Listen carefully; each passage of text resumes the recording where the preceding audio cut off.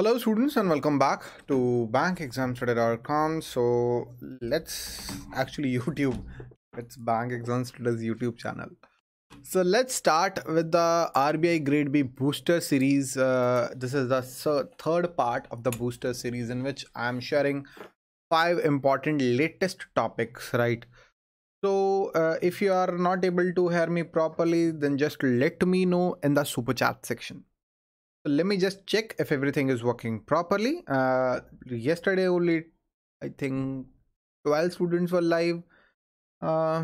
Anyway, I think it's working properly.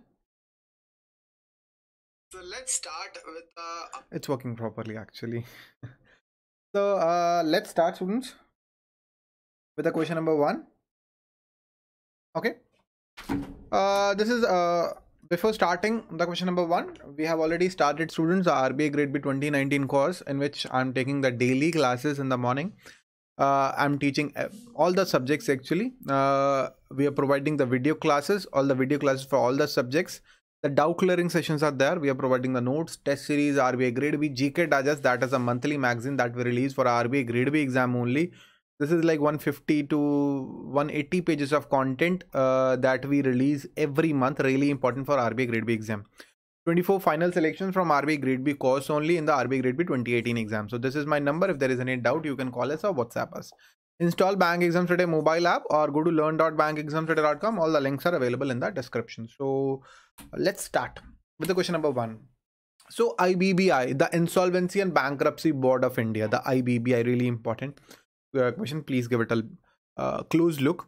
Has signed a cooperation agreement with which of the following organization to build the capacity of insolvency professionals and insolvency professional agencies for the purpose of the code. See, students, as there is ICAI, there is ICAI, I think there is ICSI for the company secretary, ICWAI, ICMA something. there are like for the cost accountant, for the company secretaries, for the chartered accountant. These are old organizations, old institutions. Quite like 60-70 years old. And there are hundreds and thousands I think in for this chartered accountant. There are, I think, more than 2 lakh chartered accountants in India, right? So but for the bankruptcy board of India, there are not many professionals available in India. So that is why the IBBI, it has signed a cooperation agreement with an international insolvency organization to build that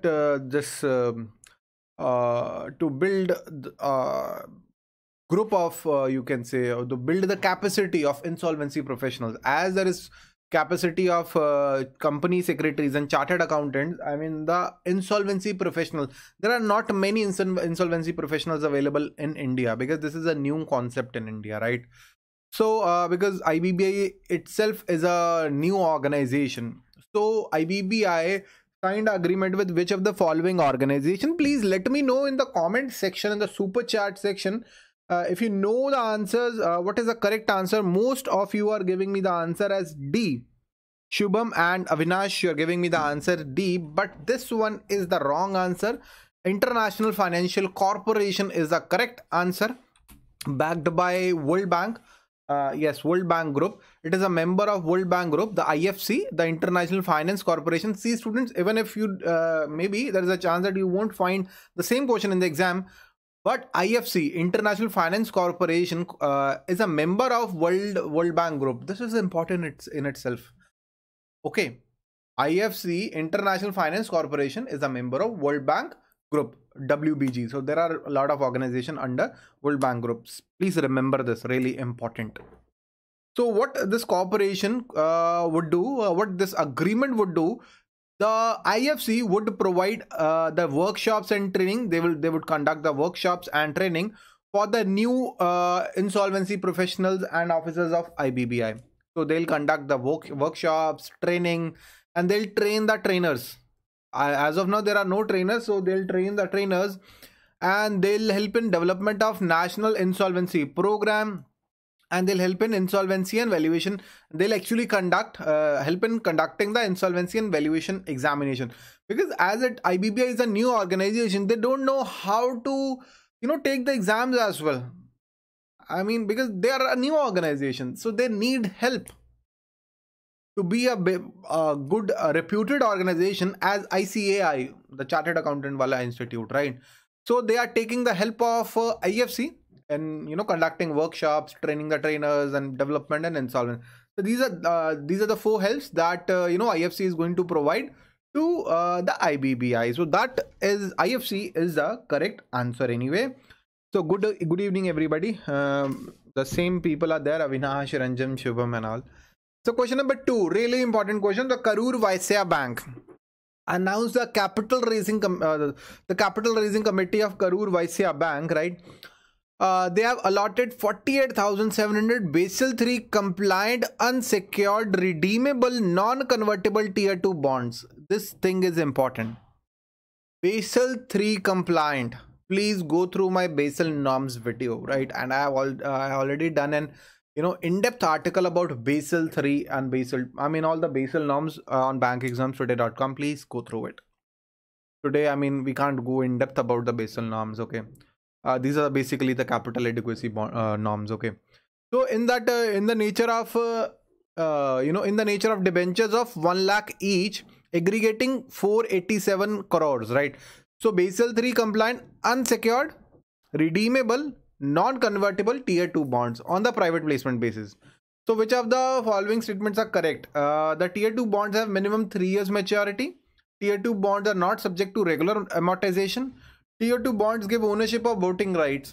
This obviously should be wrong. Okay, so let me give you the explanation anyway, right? We'll come back to the question.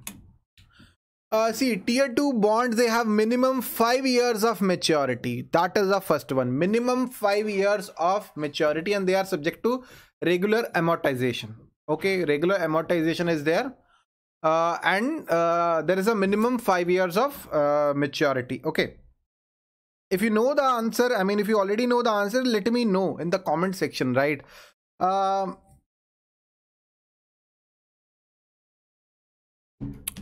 And the next one, it is backed by securities.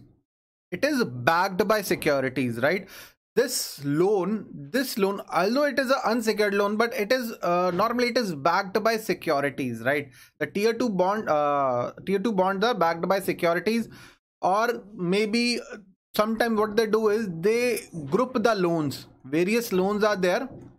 So this is the 10 lakh rupee loan, this is 1 lakh rupee loan, right? So this is actually itself a kind of asset to the bank. So these bonds, they are backed by securities. And the underlying pool of asset, it could be collateralized mortgage, or whatever the assets of bank, it will be backed by those assets. And the tier 2 bonds are components of tier 2 capital for banks. But see students, we'll do another session on Basel norms. Tomorrow I'll try to bring a question from Basel 2 and the Basel 3 norms. Okay, it'll take like the complete session. Maybe tomorrow we'll be doing the complete session on Basel norms, so don't worry. So minimum 5 years of maturity, and they are subject to regular amortization, right? And they are backed by securities. Okay. And tier 2 bonds have minimum 3-year maturity. That's wrong. Not subject to regular, voting obviously wo kabhi bhi nahi dete. So none is correct. Okay. Let's move on to the question number 3. This concept is itself important. They started it from 2015. Domestically systematic important banks. See student, what will happen if State Bank of India goes bankrupt? What will happen? The whole financial system will go bankrupt. What happened in 2008? It started with the bankruptcy of Lehman Brothers. Once it was bankrupt, the whole country, the whole United States, and then the world economy, that just sank. So that could happen if one of these banks, the DSIB or the domestically systematic important banks, if they go bankrupt, if any of these banks they go bankrupt, then this would have an impact on the complete Indian financial system. So in this list, which are the three banks which is the part of the domestically systematically important banks. In this list there are three banks only. I hope by now, I mean, it's really easy, but give me your answers in the comment section. Let me give you the correct answer anyway. The most of you are actually correct. The State Bank of India, the HDFC and the ICICI Bank, these are the domestically systematically important banks, the DSIBs. These are the three domestically systematically important banks, right? Since 2015 RBI is releasing this list, because they having a like cascading effect on the Indian financial system. If these banks, they go bankrupt, any of these banks go bankrupt, it would have a cascading impact. The Reserve Bank of India has reduced the mandatory hedging requirement for the borrowers of overseas funds. See students, whenever a company in India, let's say a company in India, it takes a loan of $100 million from a US bank, it needs to return the same money. I mean, on the maturity date, it needs to return the same money plus interest, obviously, in dollar terms. I mean, if it takes the loan of $100 million, it needs to return the money in the dollar terms. But what about the conversion rate? Dollar to rupee conversion rate. It goes up, it goes down. It used to be 45 rupees. When I was in, like, I think in college, it used to be 45 rupees. And right now it is 70 rupees. And trust me, I'm not so old, right? I think in 2008, when I was in graduation, 2008 2009, I mean, it used to be a 45-50, but now it is 70 rupees. 70. In 2011 2012 it used to be around I think 60. Now it is 70, and it touched the 75 rupee mark as well. So what RBI wants, that there should be, I mean, there should be no risk, no such risk. So let's say if like hundreds of companies, they take loans in terms of dollars, and now the value of dollar is, let's say, from 45 to 70 rupees. It was a 5 years loan. You should take hedge, right? What is hedging? See, today you took $100 million and you need to pay $100 million plus interest, let's say in 2025. You need to enter into a contract with a third party. See, here is you. I mean, here is third party who's going to take the risk. And you tell him, today the dollar rate is rupees 70. And I need $100 million on 1st of April 2025. At this date, I need $100 million. Okay. At the rate of 71 rupees or 72 rupees, whatever they agree on, right? So I need this much money by first on exactly on this date. If the rate goes up or go down, doesn't matter, right? So that's what the basic hedging process is, right? Now, the Reserve Bank of India says that whenever you borrow some money, from overseas, right, you need to hedge. Right? This percentage used to be 100%. It used to be 100%, but after the ILFS crisis, there was like liquidity crunch in the Indian economy. That's why this limit was reduced from 100% to what percent? This is really important for RBI Grade B exam. So Avinash Ranjan, he gave me the correct answer. The 100% to 70% is the correct answer. Avinash, you are correct. In case you want to read this, you can pause that slide and you can read it. But anyway, I explained it really well, I think so. Who would be the first Lokpal of India? Kind of relevant for ESI section as well as for the general awareness section. You should know that the Lokpal bill, the Aam Aadmi Party, it came out of this Lokpal, the Lokpal bill, not exactly from Lokpal bill, but from the agitation that for the Lokpal bill, that party came from that agitation. So what is the name? Justice Pinaki Chandra Ghosh. Okay, that's the correct name anyway. That's the correct name. A is the correct answer anyway, right? Little explanation of Lokpal bill. I mean, there will be the state as well as there will be central level Lokayukt will be there. They'll be decided, and then the 50% quota is there for SC/ST. The Lokpal would consist of a chairperson, maximum 8 members. 50 would be from judicial members, and 50% quota from SC/ST, OBC, minorities, and women. So ambit of Lokpal would be public servant, including the Prime Minister, with the exception of armed forces. Okay. So public servant, Prime Minister, but the exception of armed forces.